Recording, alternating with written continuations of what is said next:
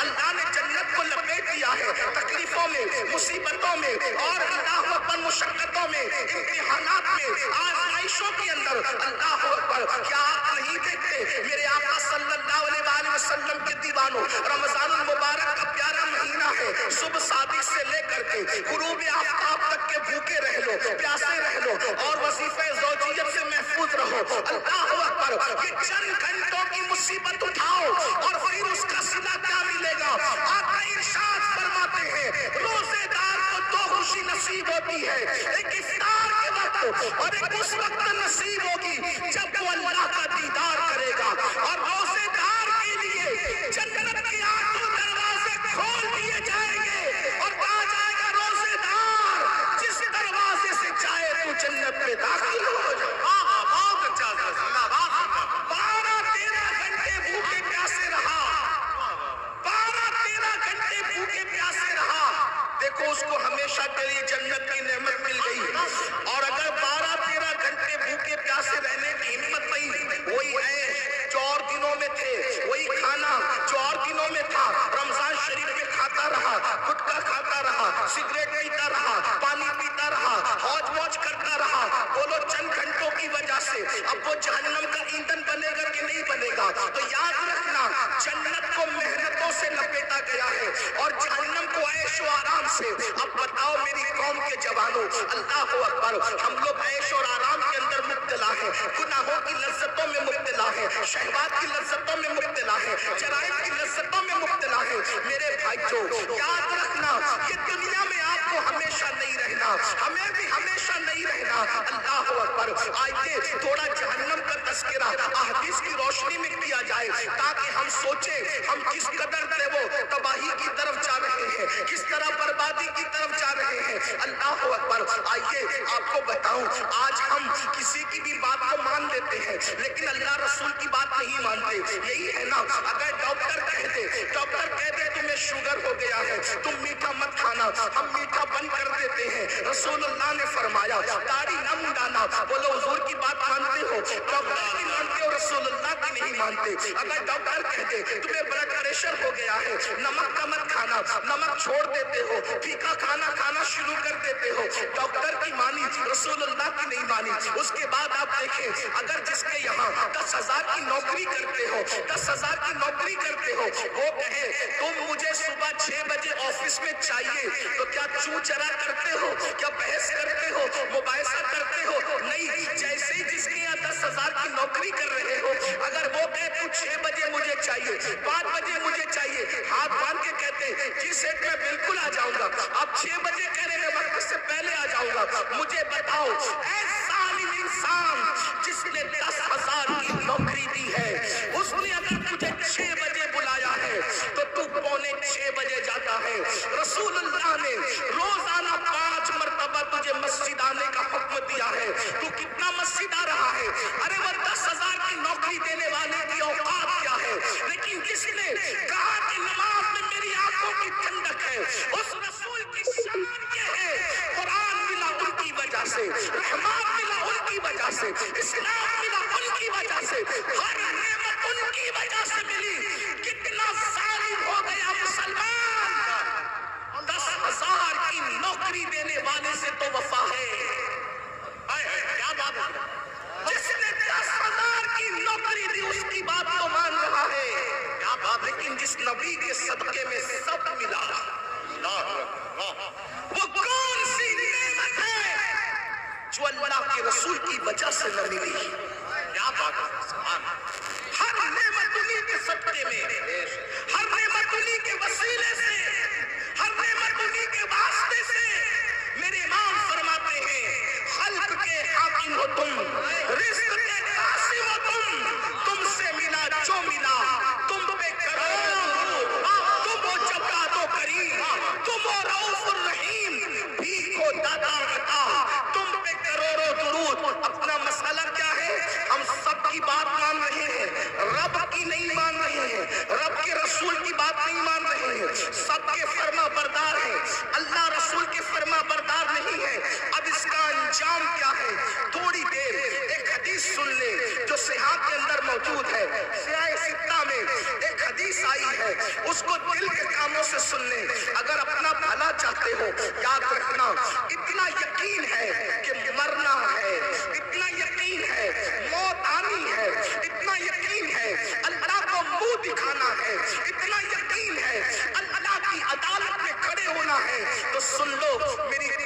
جوانوں، تم چاہو تو ماحول بدل سکتا ہے، تم چاہو تو انقلاب آ سکتا ہے، تم چاہو تو تبدیلی آ سکتی ہے۔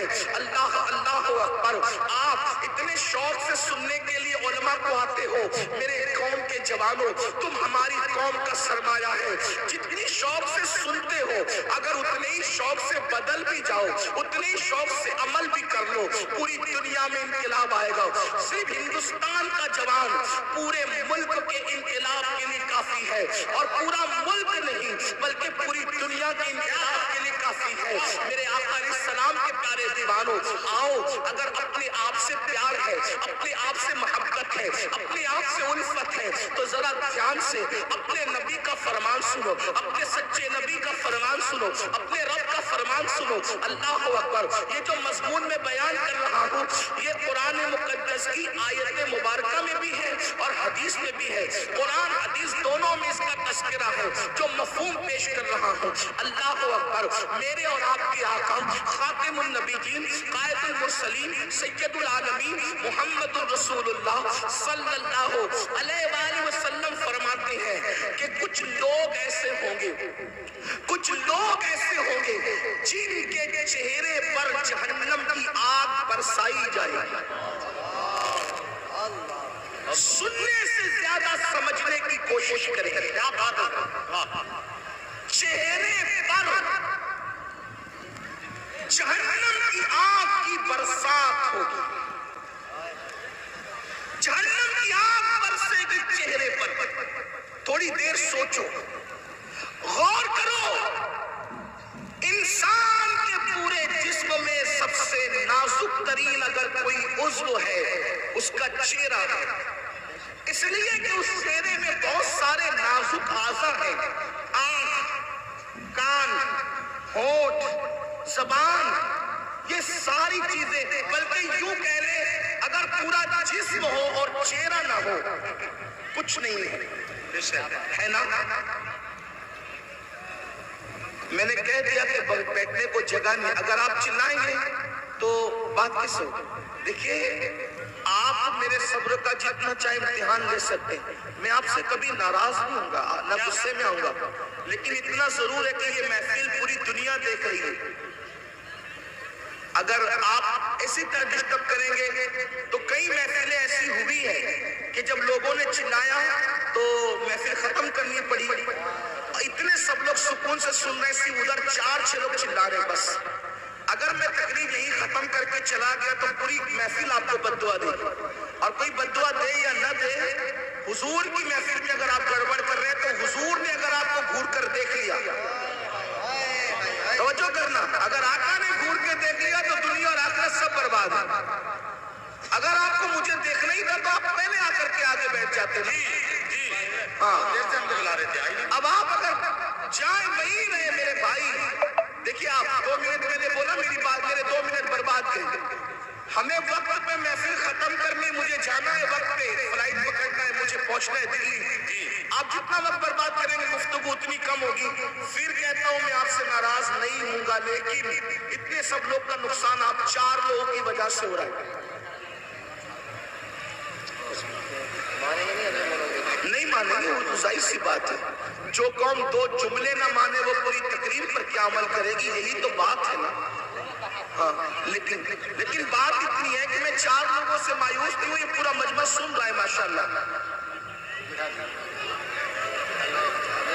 ایک بار سب درود شریف پڑھنے بلند آواز۔ اللہم صلی علی سیدنا و مولانا محمد مبارک وسلم، صلاۃ و سلام علیک۔ ایک بار اور بلند آواز سے درود شریف پڑھنے آپ۔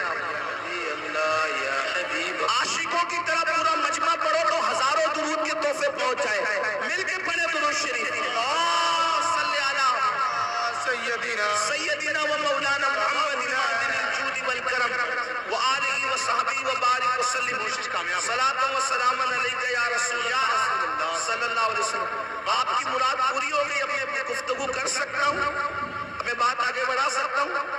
ایک بار پھر سب لوگ درود شریف پڑھیں۔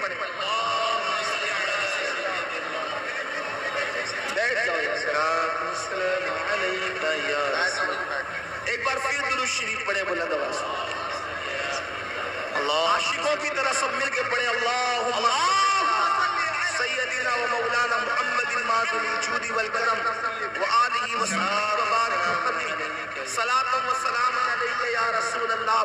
صلاۃ و سلام علیک یا جد الحسن والحسین